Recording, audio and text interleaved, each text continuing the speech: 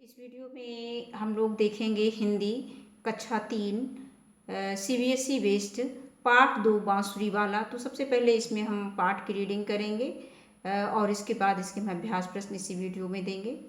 तो चलते हैं, पढ़ते हैं। आइए। परिचयात्मक प्रश्न।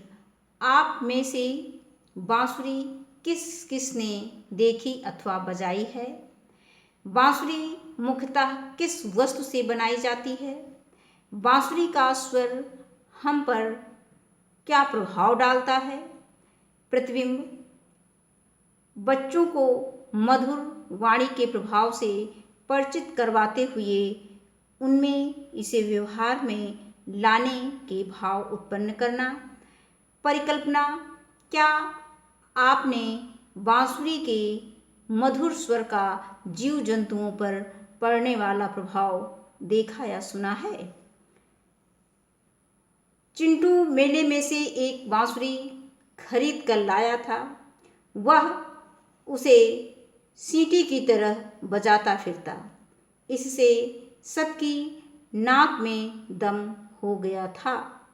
बच्चा था, सो उसे सुर ताल की तो कोई समझ न थी, बस धुन थी उसमें फूंक मार मार कर बजाने की।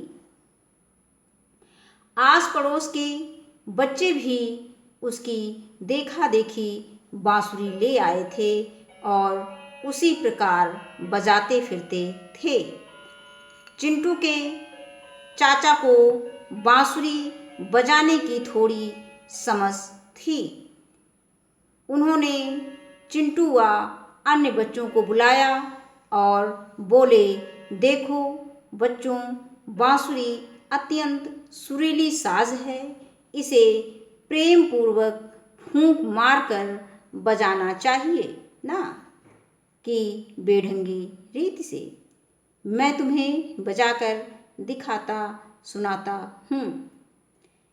यह कहकर वे भीतर से अपनी बांसुरी लाए और एक सुरीली धुन बच्चों को सुनाई। इसे सुनकर बच्चे बड़े प्रसन्न हुए। सुनो, मैं तुम्हें बांसुरी के मधुर स्वर का प्रभाव सुनाता हूँ। इससे संबंधित एक कहानी सुनोगे? चिंटू के चाचा ने कहा। हाँ हाँ चाचा, सुनाइए, प्लीज सुनाइए। सब बच्चे चिंटू के चाचा की बात का उत्तर देते हुए खुशी से उछल उछल कर बोले। चिंटू के चाचा ने कहानी सुनानी प्रारंभ की। इसके आगे देखते हैं।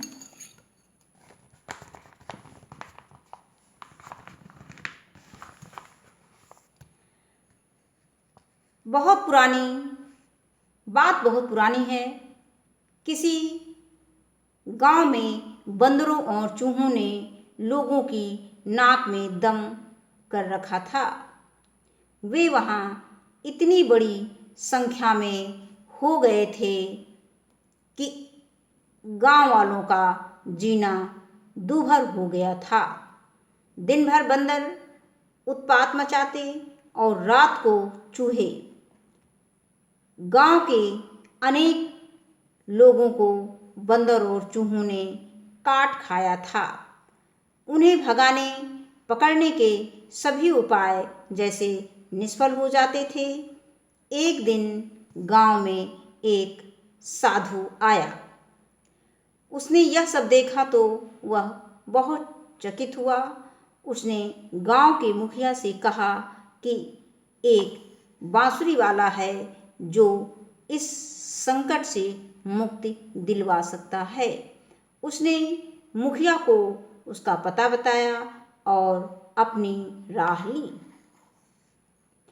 अगले दिन सायं को मुखिया ने उसका घर खोज निकाला, परंतु बांसुरी वाला वहां ना मिला।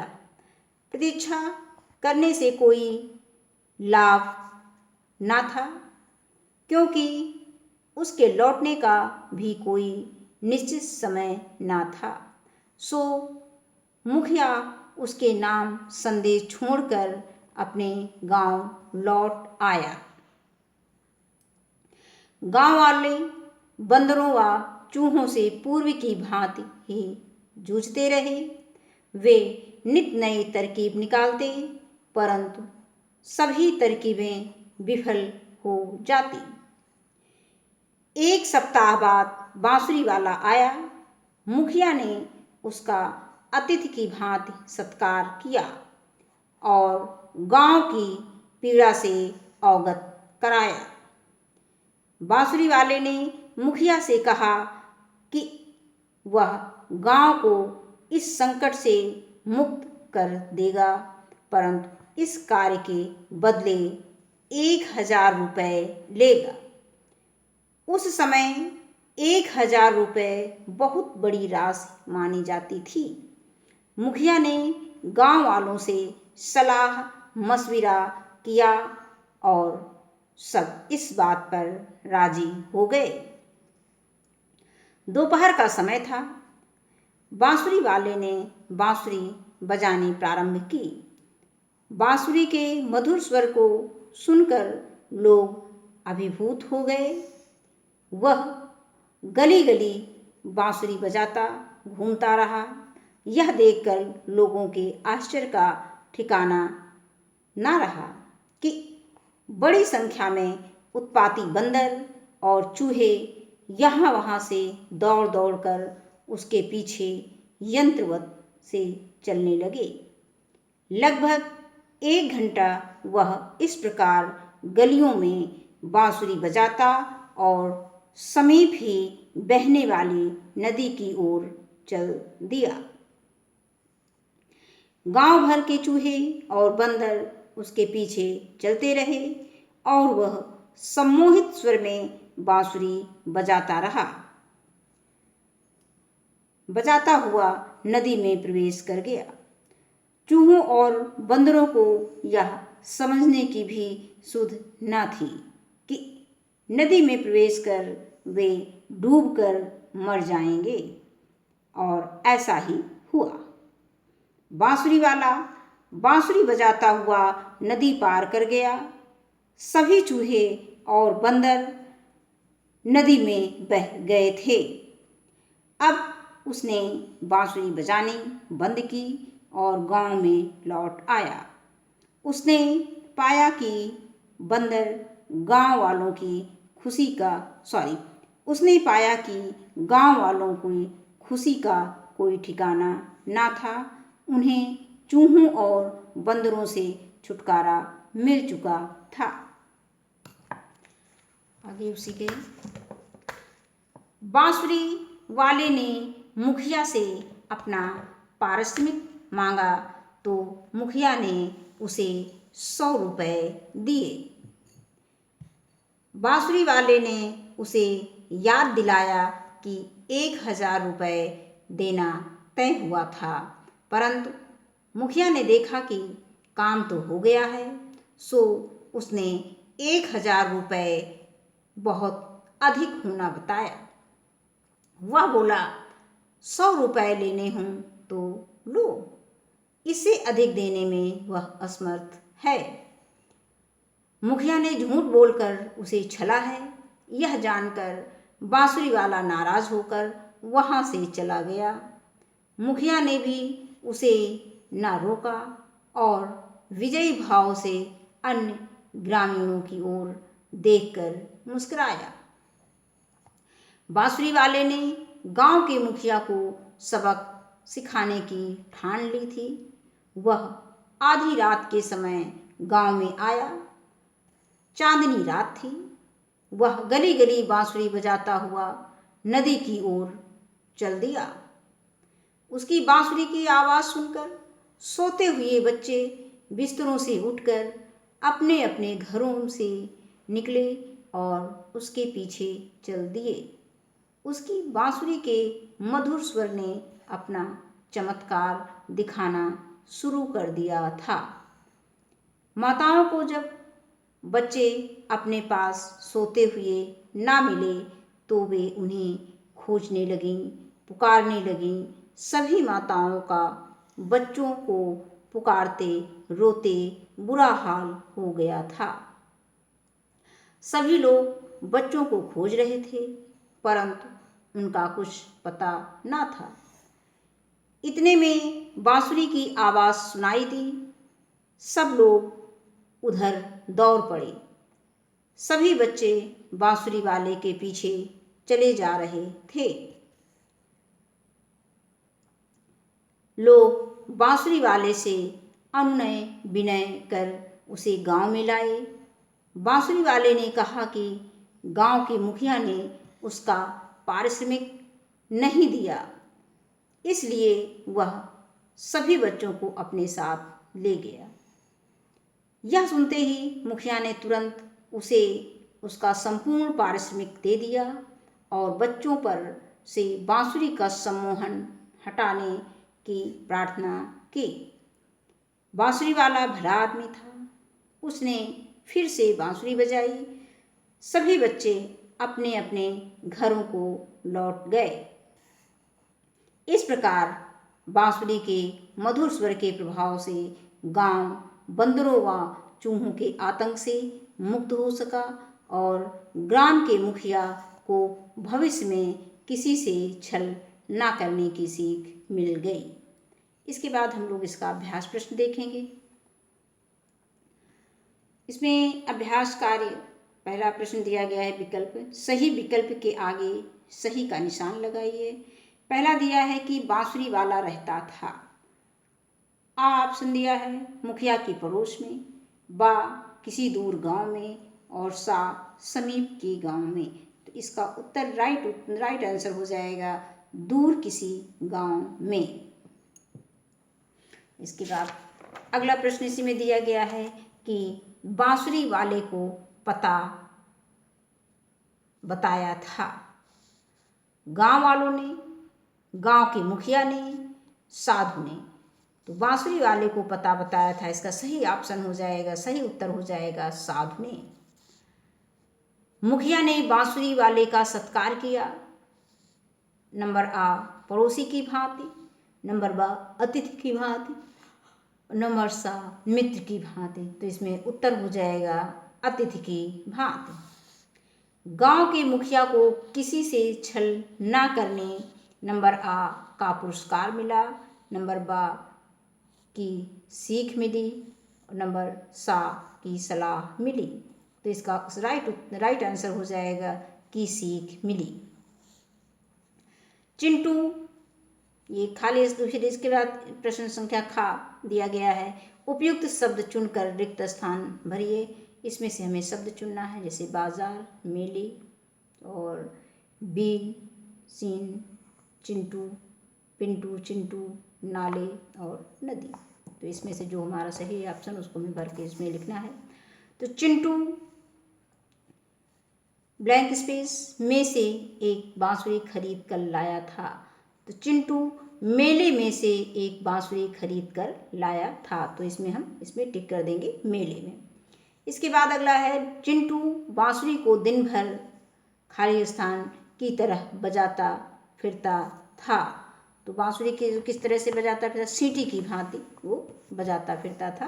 तो यहाँ पे लिख देंगे सीटी। इसके बाद है खाली स्थान, नंबर 3 खाली स्थान के चाचा ने बच्चों को कहानी सुनाई। तो चिंटू के चाचा ने बच्चों को कहानी सुनाई। नंबर 4 सभी चूहे और बंदर खाली स्थान में बह गए, नाले में बह गए, नदी में बह गए। तो इसका सही उत्तर हो जाएगा नदी में बह गए। इसके बाद अगला प्रश्न दिया है गा सही कथन के आगे सही तथा गलत कथन के आगे गलत का निशान लगाइए। चिंटू के एक मित्र को बांसुरी बजानी आती थी, ये ऑप्शन गलत है। दूसरा है चिंटू के चाचा ने बच्चों को मधुर स्वर में बांसुरी बजाकर सुनाई, ये ऑप्शन सही। इसमें सही का निशान लगा देंगे। इसके बाद नंबर 3 गांव का मुखिया नहीं चाहता था कि बांसुरी वाला गांव से चूहे व बंदर भगाने में सहयोग करे, ये गलत ऑप्शन है। दूसरा, इसमें गलत का निशान लगा देंगे। नंबर 4 बांसुरी वाले ने अपना कार्य किया परंतु मुखिया ने उसके साथ छल किया। ये करेक्ट आंसर, इसमें सही का निशान लगा देंगे। इसके बाद प्रश्न संख्या घ आता है, निम्नलिखित शब्दों का शुद्ध उच्चारण कीजिए। पीड़ा, सत्कार, अभिभूत, उत्पात, निष्फल, प्रेम पूर्वक। अगला प्रश्न दिया गया है कि निम्नलिखित प्रश्नों के उत्तर दीजिए। पहला है, बंदरों व चूहों ने गांव में किस रूप से उत्पात मचाया हुआ था? तो इसका उत्तर हो जाएगा कि बंदरों ने दिन में और चूहों ने रात में उत्पात मचाया हुआ था। इसके बाद दूसरा प्रश्न दिया गया है कि बांसुरी वाले ने बंदरों व चूहों से गांव वालों को छुटकारा दिलाने की क्या शर्त रखी? इसका उत्तर हो जाएगा कि बांसुरी वाले ने बंदरों व चूहों से गांव वालों को छुटकारा दिलाने के लिए 1000 रुपये की शर्त रखी। इसके बाद प्रश्न संख्या 3, बंदरों और चूहों से छुटकारा पाने पर मुखिया ने बांसुरी वाले से कैसा व्यवहार किया? तो बंदरों और चूहों से छुटकारा पाने पर मुखिया ने बांसुरी वाले से छल किया। अगला प्रश्न संख्या 4, बांसुरी वाले ने मुखिया को किस प्रकार सबक सिखाया? बांसुरी वाले ने गांव के सभी बच्चों को अपने साथ नदी के किनारे ले जाकर सबक सिखाया। इसके बाद आगे दिया गया है भाषा व्याकरण। अब इसमें स्त्रीलिंग लिखना है। इनके स्त्रीलिंग लिखिए। तो बंदर का बंदरिया, और लड़का लड़की, पुरुष स्त्री, चूहा चूहिया, और भाई बहन, बकरा बकरी। इसी प्रकार से उचित मुहावरा चुनकर वाक्य पूरे कीजिए। तो बंदरों ने गांव वालों की, अब इसमें हमें मुहावरा उचित चुनना है। बोलती बंद करना, अक्ल के घोड़े दौड़ाना, और हाथ मलते रह जाना, नाक में दम करना। तो इसका सही मुहावरा हो जाएगा कि बंदरों ने गांव वालों की नाक में दम कर दिया। तो इसको हम इसमें मिला देंगे, नाक में दम कर दिया। इसके बाद बांसुरी वाले ने मुखिया की बोलती बंद कर दी। तो ये यहाँ पर ये मुहावरा हो जाएगा पहला वाला, तो इसको पहले से टिक कर देंगे। दूसरे को, कठिन समस्या हल करने हेतु सभी ने अक्ल के घोड़े दौड़ाए। तो यहाँ पे इसका ये दूसरा ऑप्शन हो जाएगा। इसके बाद चौथा है, चोर पकड़ से छूट कर भाग गया और हम लोग हाथ मलते रह गए। तो इस तरह से यहाँ पे हाथ मलते रह जाना, इसमें हम इस मुहावरे से इसको मिला देंगे। अब इसके बाद इसमें कौशल योग्यता है, ये हमें बच्चों से स्वयं पूछना है और बच्चे। इसके बाद अगला प्रश्न। इस वीडियो में बस इतना ही। धन्यवाद।